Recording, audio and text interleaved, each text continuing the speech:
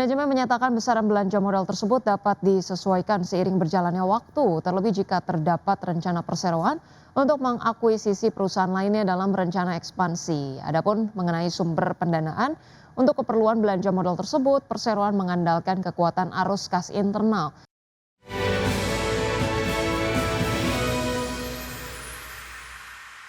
Ya, emiten komponen otomotif PT Dharma Polymetal Tbk mengalokasikan belanja modal senilai 400 miliar rupiah pada tahun 2026.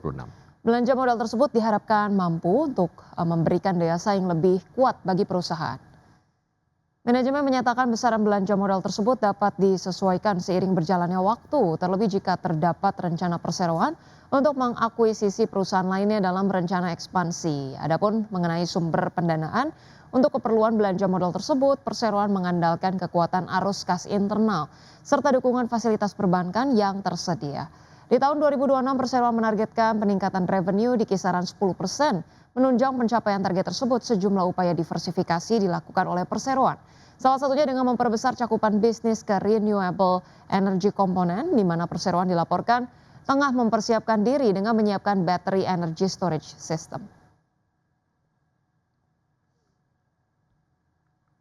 Pemirsa, PT Brigit Bio Farmaka Teknologi Tbk atau OBAT akan menggelar rapat umum pemegang saham tahunan pada Mei atau 11 Mei 2026, di mana rapat ini menjadi momen evaluasi kinerja perusahaan sekaligus menentukan arah strategis ke depan. Manajemen OBAT menyebut RUPST sebagai bagian dari komitmen menjaga tata kelola perusahaan yang baik.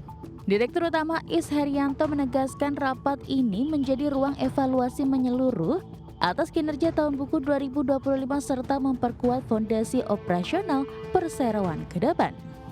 Rapat akan digelar di Haris Hotel dan Konvensional Solo dengan agenda utama meliputi persetujuan laporan tahun 2025, laporan keuangan audit, hingga penggunaan laba bersih.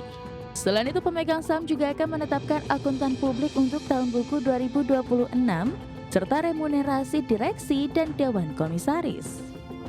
Pemegang saham yang berhak hadir adalah yang tercatat per 16 April 2026, dengan partisipasi bisa dilakukan secara langsung maupun melalui sistem isi kese. Hingga penutupan perdagangan terakhir, saham OBAT berada di level Rp338 per saham, turun 1,74% harian dan terkoreksi 12,89% sepanjang tahun berjalan. Berbagai sumber, IDX Channel. Negosiator utama Iran dan Amerika Serikat mengungkapkan negosiasi terbaru antara kedua pihak baru-baru ini telah mencapai kemajuan. Meski demikian, sebagai tanggapan atas blokade berkelanjutan Amerika Serikat, Teheran kembali memutuskan untuk menutup Selat Hormuz tak lama setelah mengumumkan pembukaan kembali jalur pelayaran strategis tersebut. Negosiator utama Iran mengatakan pembicaraan dengan Amerika Serikat baru-baru ini telah mencapai kemajuan, tetapi masih ada perbedaan pendapat mengenai isu nuklir dan Selat Hormuz. Sementara itu, Presiden Donald Trump menyebutkan percakapan yang sangat baik dengan Teheran meskipun memperingatkan terhadap pemerasan atas jalur pelayaran utama tersebut. Kedua pihak tidak memberikan rincian spesifik tentang keadaan negosiasi pada hari Sabtu pekan lalu, beberapa hari sebelum gencatan senjata yang rapuh dalam perang Amerika Serikat Israel melawan Iran akan berakhir. Kepala negosiator Iran Muhammad Bakir Kalibaf merujuk pada pembicaraan akhir pekan lalu mengatakan negosiasi telah mencapai kemajuan, tetapi masih ada jarak yang besar di antara kedua pihak. Sedangkan Trump mengatakan Amerika Serikat sedang melakukan percakapan yang sangat baik, tetapi tidak memberikan detail lainnya. Namun Teheran membalikan arah pada hari Sabtu untuk menegaskan kembali kendali atas Selat Hormuz, sekali lagi menutup titik hambatan energi dan menambah ketidakpastian baru. Iran mengatakan pihaknya menanggapi blokade berkelanjutan Amerika Serikat terhadap pelabuhan Iran, menyebutnya sebagai pelanggaran gencatan senjata. Sementara pemimpin tertinggi Iran Ayatullah Mojtaba Khamenei mengatakan Angkatan Laut Iran siap untuk memberikan kekalahan pahit baru kepada musuh-musuhnya. Adapun sebelumnya pada Jumat lalu Iran telah mengumumkan pembukaan kembali sementara Selat Hormuz Setelah kesepakatan gencatan senjata 10 hari yang dimediasi Amerika Serikat pada hari Kamis antara Israel dan Lebanon. Berbagai sumber, IDX Channel. Ya, harga minyak kembali menguat tajam pada awal sesi perdagangan di hari Senin setelah sebelumnya mengalami penurunan signifikan pada akhir pekan. Kenaikan ini terjadi di tengah meningkatnya ketegangan geopolitik menyusul penutupan Selat Hormuz. Minyak mentah berjangka Brent melambung 7,26% ke level $96,94 per barrel pada hari Senin pagi waktu Singapura, sedangkan minyak mentah berjangka West Texas Intermediate melonjak 7,24% ke posisi $89,92 per barrel. Sebelumnya harga minyak sempat merosot lebih dari 9% pada hari Jumat. Namun situasi berbalik ketika Amerika Serikat dan Iran saling menuduh telah melanggar kesepakatan gencatan senjata dengan melakukan serangan terhadap kapal-kapal di kawasan tersebut.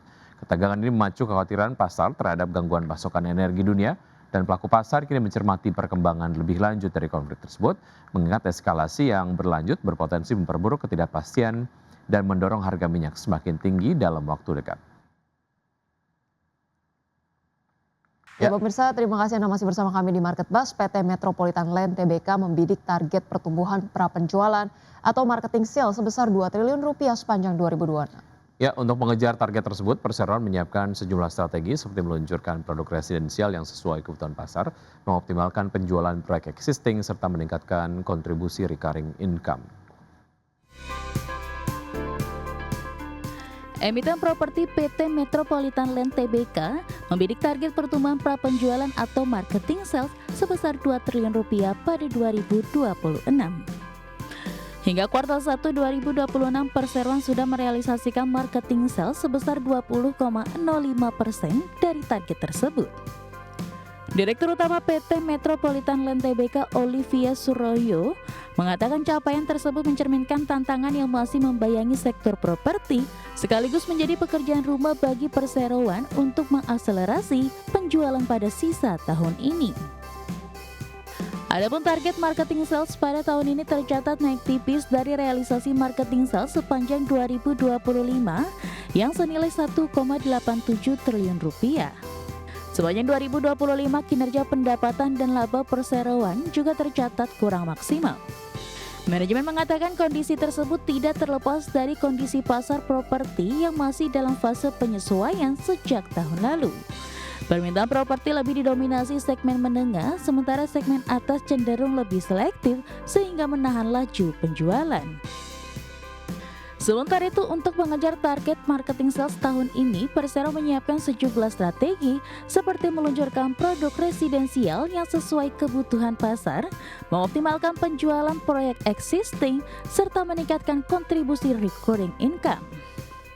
Persero juga memperkuat pemasaran digital dan menjalin kolaborasi strategis guna memperluas jangkauan pasar. Segmen residensial tetap menjadi andalan utama dengan dukungan tambahan dari segmen hotel dan komersial yang memberikan kontribusi pendapatan yang lebih stabil. Berbagai sumber, IDX Channel.